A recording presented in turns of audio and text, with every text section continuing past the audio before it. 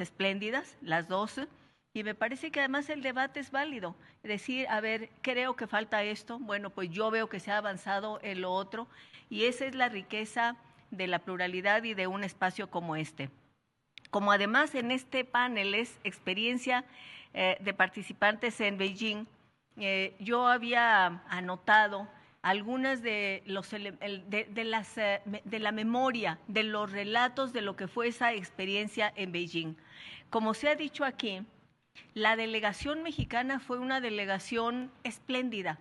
Y digo espléndida por su diversidad y pluralidad, porque no era una delegación con la visión exclusivamente del gobierno, que por cierto era una visión avanzada, porque desde 1975, en la primer Conferencia Mundial de la Mujer, México empezó a tomar algunas decisiones relevantes, sobre todo aquí habrá quienes lo conocen mucho mejor, pero yo diría desde el secretario de Gobernación Moya Palencia, hablando de la planificación familiar, y tenemos los relatos del cuestionamiento de los grupos más conservadores y de la Iglesia.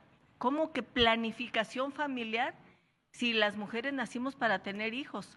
Y eso es un mandato divino.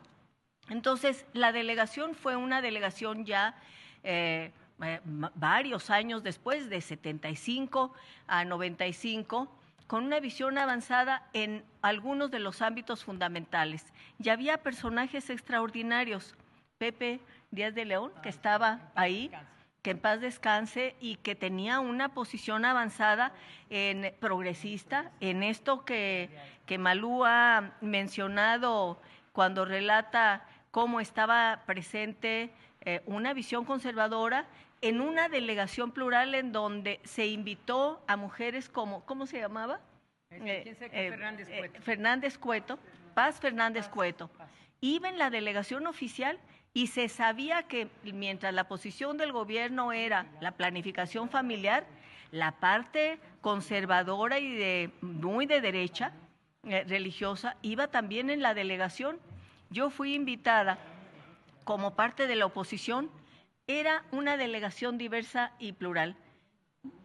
Era monja, me parece, sí, dice Clarita, bueno, pero iba, si es así, pero iba en la delegación. Lo interesante es que no era una delegación unicolor, es decir, había distintas visiones presentes ahí, había de todo. Y llegamos a ese gran encuentro en Beijing a discutir, a plantear, a promover, a hablar sobre nuestros derechos, delegaciones en las que iba sociedad civil, iban mujeres de la academia, iban personas que representaban a los gobiernos, que además finalmente en un encuentro de esa naturaleza, los acuerdos y las resoluciones que se toman son entre los gobiernos. Y los gobiernos entonces asumen compromisos para ir hacia adelante. Habría que decir que en medio de esta diversidad y pluralidad y de lo intenso que fue este cuarto encuentro mundial de las mujeres en Beijing, convocado por Naciones Unidas, habiendo avances formidables, no eran avances vinculatorios. ¿Qué quiere decir esto? Que no obligaban a los gobiernos. Pero ¿qué era lo relevante? Porque no fueron vinculatorios. Que de cualquier manera se adoptaron los acuerdos y que el movimiento de las mujeres internacionalmente se convirtió en una fuerza poderosísima. Creo que la virtud de cada una de esas conferencias ha sido que hemos entrado en un diálogo universal. Las mujeres, Octavio Paz llegó a decir, y eso hace, lo dijo en los años 60, que por fin, o los 50, que la humanidad había llegado a un punto en el cual todas y todos éramos contemporáneos, porque ya podíamos dialogar, no importaba si se venía de África, de América Latina, del Caribe, de Europa, sino que podíamos dialogar, y creo que eso fue una característica de Beijing. Las mujeres del planeta nos encontramos ahí y dialogamos. ¿Cuáles fueron algunos de los temas o de los conceptos que desde mi punto de vista generaron un gran debate y que fueron también una piedra de toque. Yo decía en algunos de los foros en los que hemos estado que se convirtieron en malas palabras, porque efectivamente la prensa, no solamente en México, sino que seguramente en muchas partes, estos términos los utilizaba y causaban escozor, causaban una enorme preocupación y confusión. Uno de estos era perspectiva de género. Y entonces la prensa nacional aquí en México decía, ¿qué es eso de perspectiva de género? Es un deterioro, es una descomposición, quieren acabar con las buenas costumbres, con los valores en nuestro país.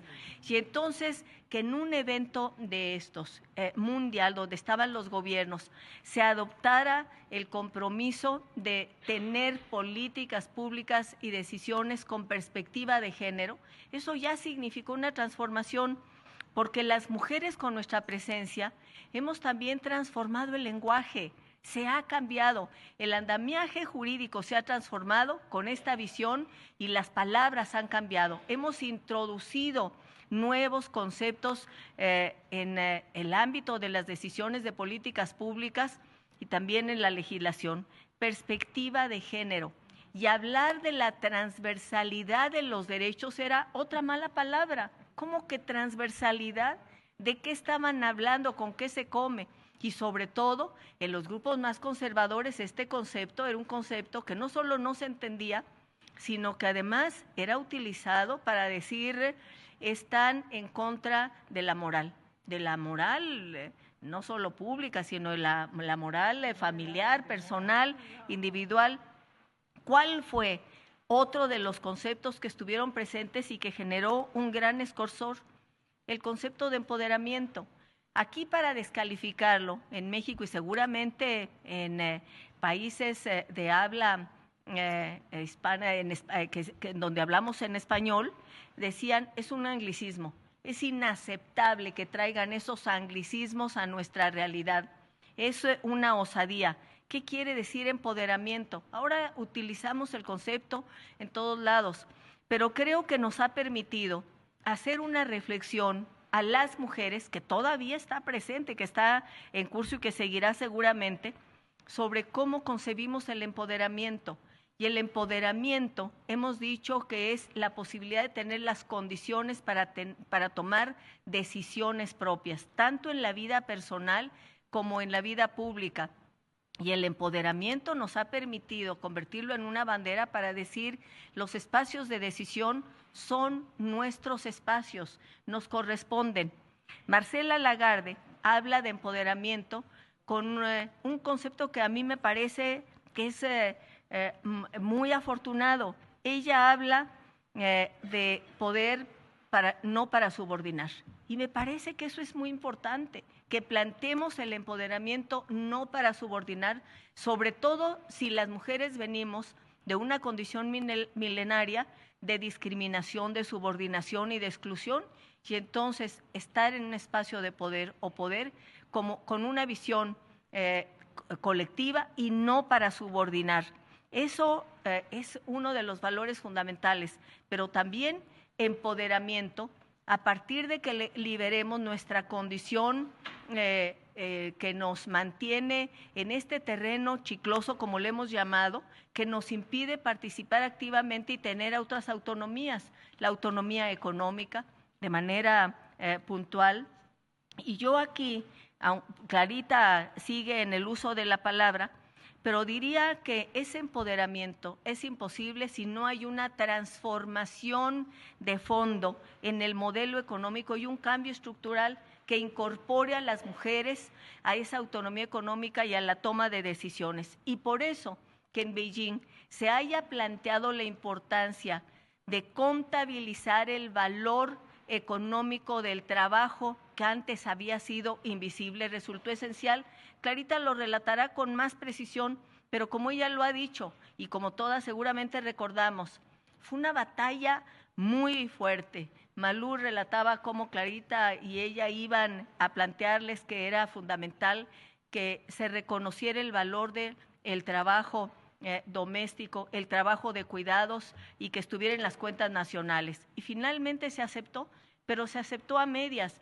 Y entonces dijeron, se acepta que esté considerado en las cuentas, la posibilidad de que esté contabilizado en las cuentas satélite nacionales. Es decir, se resistían a reconocer el valor de ese trabajo. Y creo que hoy tenemos la posibilidad, después de estos avances conceptuales, del fortalecimiento del movimiento de las mujeres a nivel mundial y también de nuestra presencia en espacios de decisión de poder público, de seguir avanzando. Retos hay pendientes también, pero hemos caminado de tal manera que tenemos dos obligaciones. Una, avanzar, pero la otra es defender lo que ya se logró, porque efectivamente, como lo vemos en muchos lugares, los retrocesos están.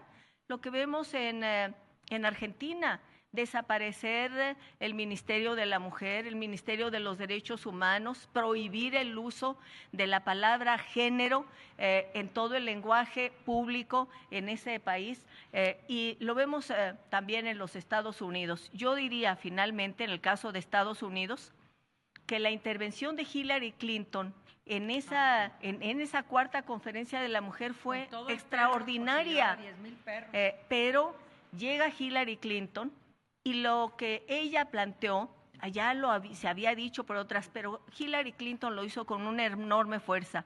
Los derechos humanos son derechos de las mujeres, los derechos de las mujeres son derechos humanos, y se convirtió en una bandera, porque el poder de que ella lo dijera, una mujer con la presencia de ella, y además la emoción que había, las mujeres estábamos emocionadas diciendo, independientemente de posiciones políticas, ideológicas y del lugar de donde vengamos, coincidimos en que nuestros derechos tienen que estar en el centro de las decisiones de los gobiernos del mundo. Eso fue fundamental.